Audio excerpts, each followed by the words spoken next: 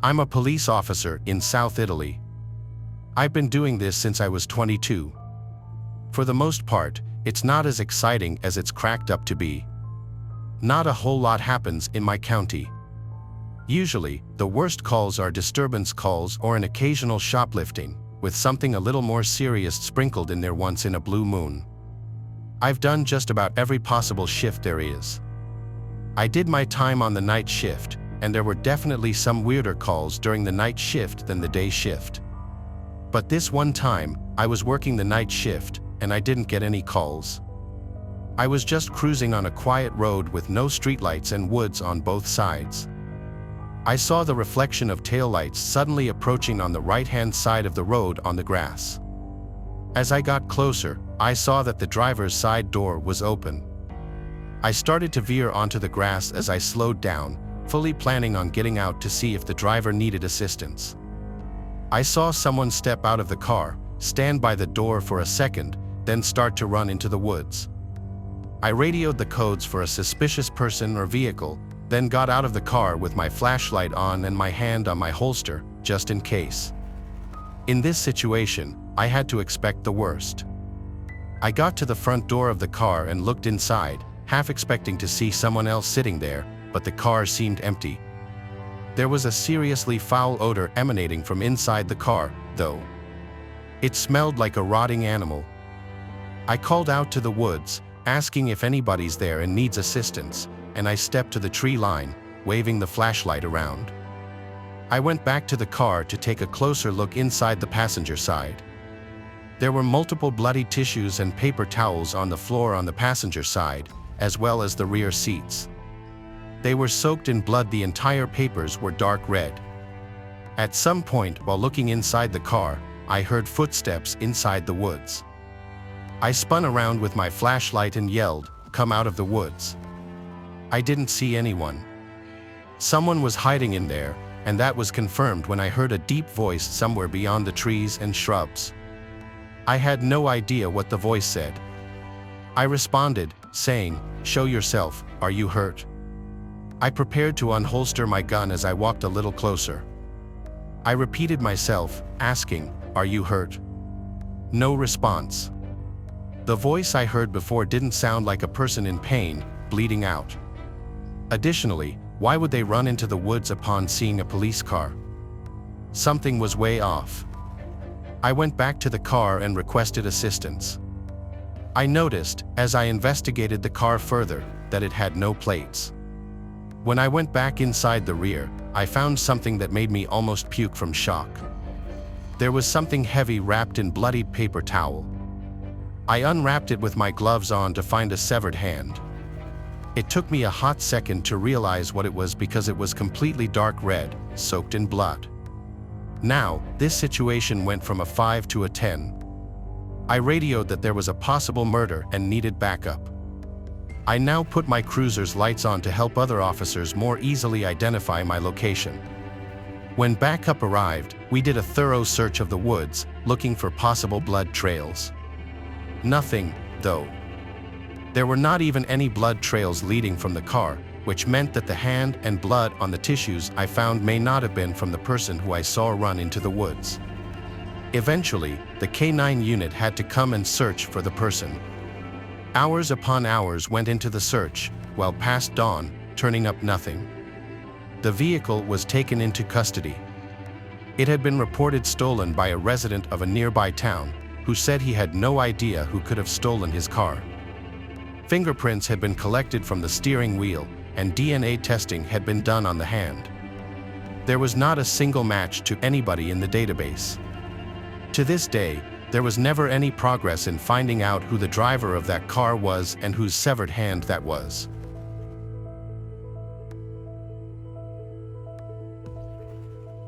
I've been doing this since I was around 30, and it's been a stressful but also a joyful experience. However, it's not at all an exciting job, as most people would think it is.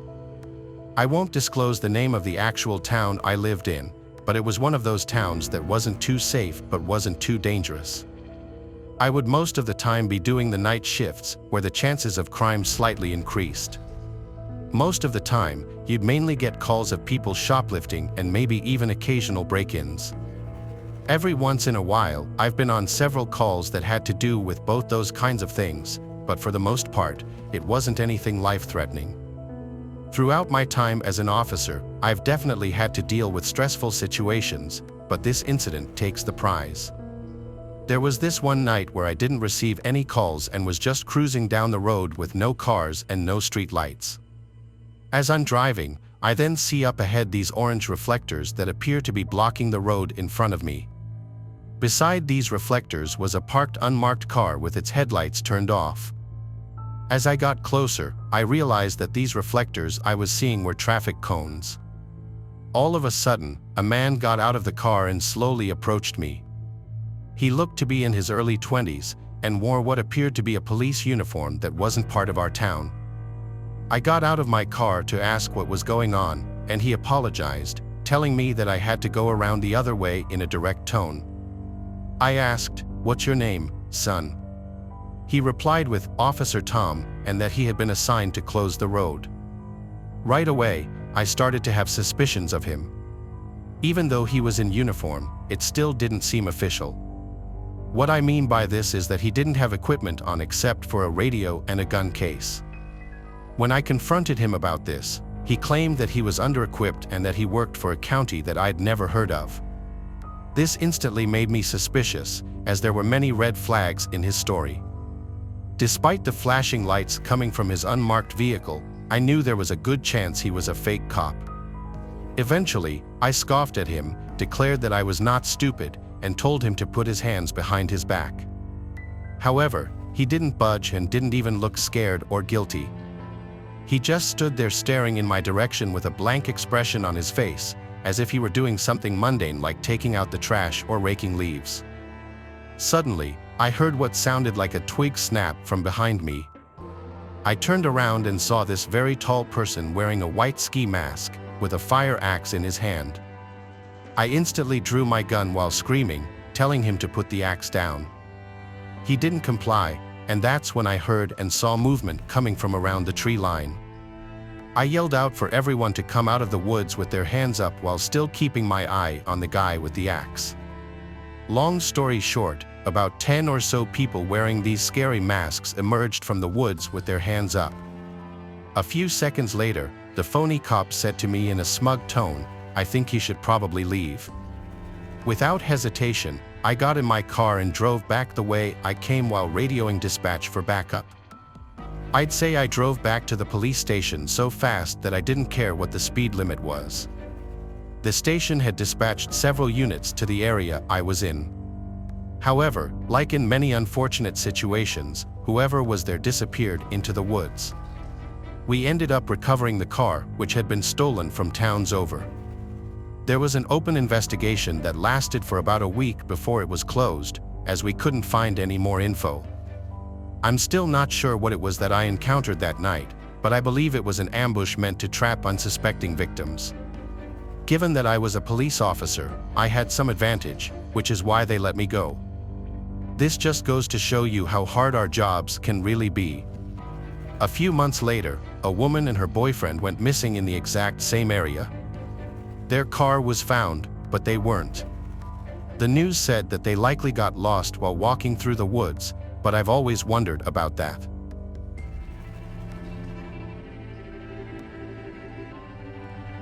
When I was 16, my mom had a job that required her to be out of town a lot.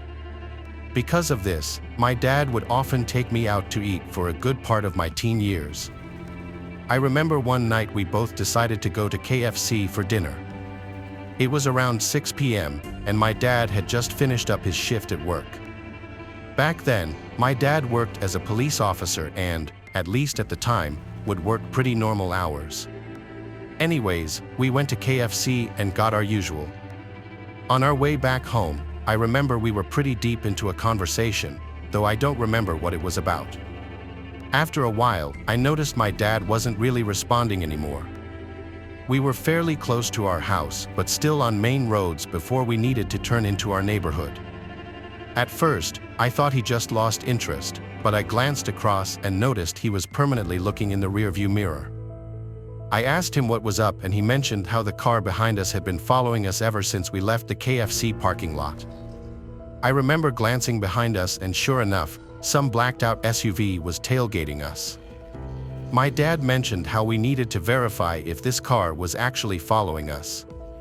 He proceeded to pull into the next street and do a few turns just to get back onto the main road. I will never forget that feeling, that sinking feeling, as I watched the car sharply turn back behind ours. Now, it was around 9 p.m. on a weekday, so there weren't that many cars on the road. The car behind us then put its high beams on, and at that point, my dad was completely focused. He had fully shut me out, putting all his attention into losing whoever was following us.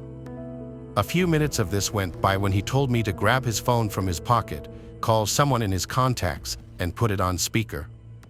My hands were shaking at this point. I could barely press the buttons. I remember a cheerful voice answered, but before the guy could say anything else, my dad quickly summarized the situation. There was a pause, and I could hear voices speaking in the background along with radio beeping sounds. My dad was yelling at me to keep naming the streets we were on to the guy on the phone, as at that point my dad was still randomly turning down different streets trying to lose the car behind us. Okay, turn into the Tesco car park. It's coming up on your left. We've got 3 response vehicles coming in from the other direction, the guy on the phone said. My dad responded and, as we swung into the near-empty car park with the car behind us still in close pursuit, blue and red lights quickly surrounded us in what felt like all directions. The sound of sirens was deafening. My dad bolted out of the car and ran in some direction. After a few minutes of shouting, the driver's side door swung open. My dad got in and calmly started driving away. As we turned around in the car park back towards the entrance, I could see the police surrounding the vehicle that had been following us, and 3 men in what looked like their late 20s were handcuffed, leaning over the car. On our way home, my dad told me everything. He explained that he was on a drugs team that dealt with the interception of large shipments of drugs that were being transferred across the country, something I hadn't known until that point. He continued by saying people would lose a lot of money when they were caught, and some didn't like that, which sometimes resulted in specific officers being targeted. My dad would quit his job as a police officer a few years later, though he admits this was by far his most disturbing experience, especially considering I was along to witness it.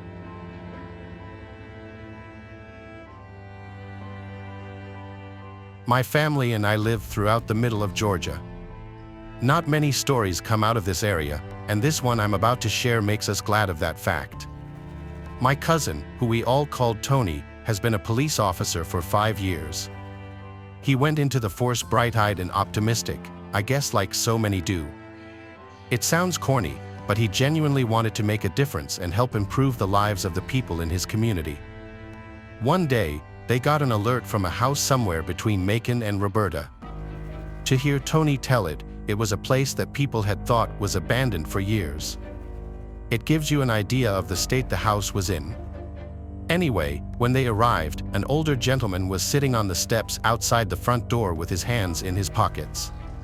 Tony and the other officer approached him and were alarmed to see that the man was crying. Well, not crying really, but sobbing. He was also muttering something to himself about how awful it is. They tried to question the man, but the guy was completely incoherent. It didn't take but a couple of seconds to figure out that the poor guy was traumatized. As his partner called for another car, Tony drew his gun and decided to enter the house. The smell inside the house was overpoweringly rancid. He told me that the kitchen and living room were a total wreck. It was clear the owners of the house were hoarders. Pots and pans stacked damn near to the ceilings, spoiled food all over the table, takeout containers scattered all over the floor. Disgusting. As procedure dictates, Tony called out to see if anyone would answer. Silence. He told me that even with all his training and experience over those past 5 years, his heart rate was already building fast. Gun at the ready, he checked out the living room and saw nobody was there either. He made his way down the hall, where the smell was getting much worse. Just as it all became too much, he covered his mouth and nose and opened the door to what he suspected was the bedroom.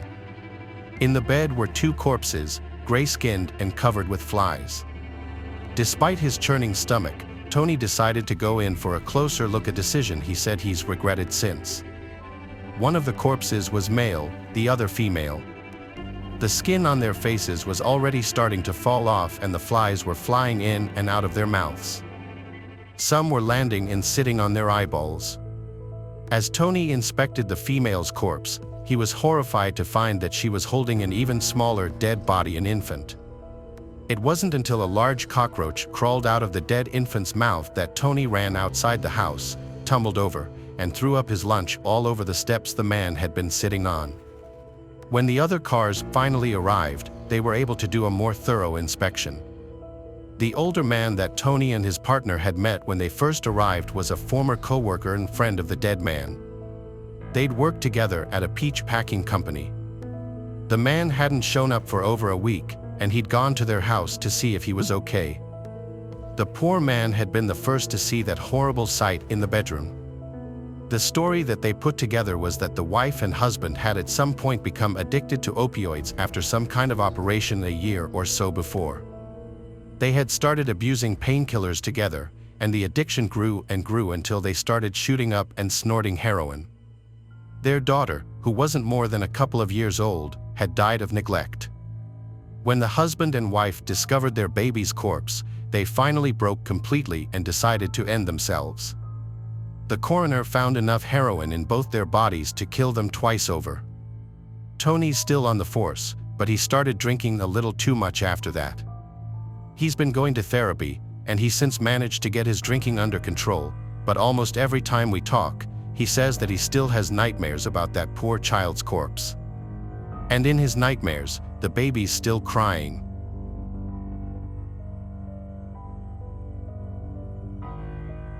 This happened in the summer of 2013, back when I was an on-duty police officer.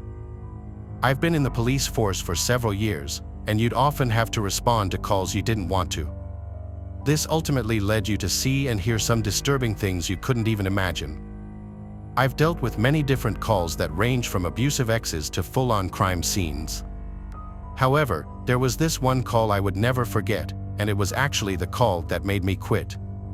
As I said, it was the summer, and I had just gotten done eating lunch when I received a call from an operator at the station. As the story went, an 11-year-old sister was home alone with her 3-year-old brother, who had reported him missing as she couldn't find him for hours. Now, normally, calls with missing children would almost always turn up upon arrival, but that wasn't the case in this situation. My field training officer and I had arrived at the house where the call was made and had begun searching the house. We went through rooms, checked under beds, in closets, and even outside with our canine. We basically tossed the house upside down but were unable to find the brother. I'd say after a good hour of searching, my field training officer and I decided it would be best to wait before gathering a search party. However, that was until I was walking around the backyard when I noticed something strange at the bottom of the pool. As I got closer, I immediately took off my belt and dove into the water to retrieve the kid we had been looking for. I began to perform CPR while telling the field training officer to call for an EMT, but after a few looks at him, it was already clear that he was deceased. The sister was a mess, which made me start to sob as well, knowing that I couldn't save him in time. For the whole day, we pretty much comforted the sister and her parents to help them get through this. As it turns out, the kid was trying to reach for a pool toy that happened to be in the water. This ultimately resulted in him reaching too far, causing him to fall over into the pool. The crazy part was that he had just started swimming lessons with his parents, which only added to the pain. The following week, I quit my job as a police officer on the spot as I simply couldn't get my mind off of that call. I knew if I were to stay, I'd likely get more calls like that down the road. It was only a matter of time. Calls with kids are the worst, especially if they don't have a happy ending. For God's sake, please don't leave your kids home alone, especially if you know they get easily distracted. I hope you use my story not only as a lesson but also as a message to understand what police officers go through. We all have this perception of police officers arresting the bad guys and protecting our communities. While all of that is partially true, there are also the calls that are never talked about. That call I responded to is definitely one of them. Thanks for watching the video. Subscribe to the channel and turn on notifications to watch the latest videos.